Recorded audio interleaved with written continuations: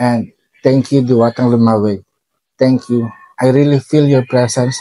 I really feel that you have guided me through the whole month. I ask for your blessings. I ask for your protection.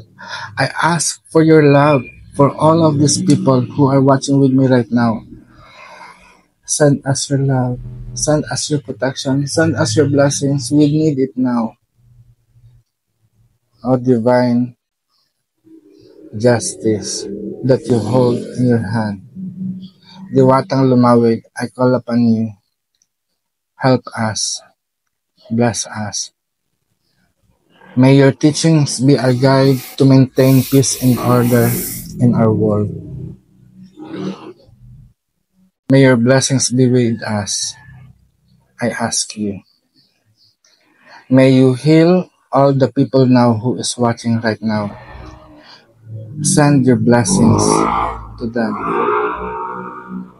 May the rain fall down on us and wash our uncleanliness. May the rain pour down and remove the mask of pretensions and hypocrisy in our life. Cleanse us, Diwatang Lumawig. I call upon you. Transform us. You have transformed the Bangtok people through your teaching. And through your teaching, help us to be transformed and be renewed. Give us new hope, Diwatang Lumawig. I pray.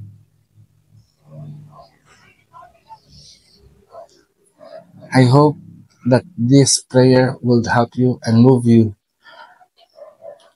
to live an orderly life.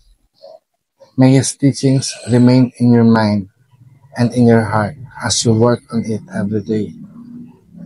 And thank you, Diwatang Lumawig. Please stay with us for the whole year, though we need to catch up with our Diwatahan studies. For the next month, we are going to work out a new Diwata, and let me call the Diwata. Luwalhatin parangal sa dakilang kapangyarihan sa Pilipinas. Luwalhatin parangal sa dakilang kapangyarihan sa buong sa Pilipinas. Luwalhatin parangal sa dakilang kapangyarihan sa Pilipinas. O Diwata, ang dakilang Diwata, Panginoon ng kaitaasan, Panginoon ng kailaliman, Panginoon ng kaibabawan. Ikaw na hari ng halagaan, Panginoon ng lupa. Ikaw ang hari ng silanganan, Panginoon ng hangin. Ikaw ang Panginoon ng katimugan, hari ng katimugan, Panginoon ng boy. Ikaw ang hari ng kanluran, Panginoon ng tubig.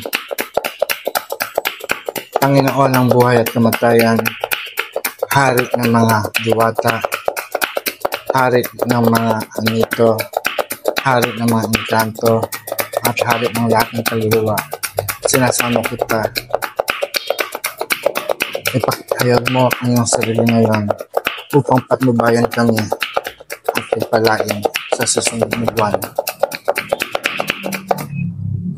So let us see who is the diwata that will come unto us for this month.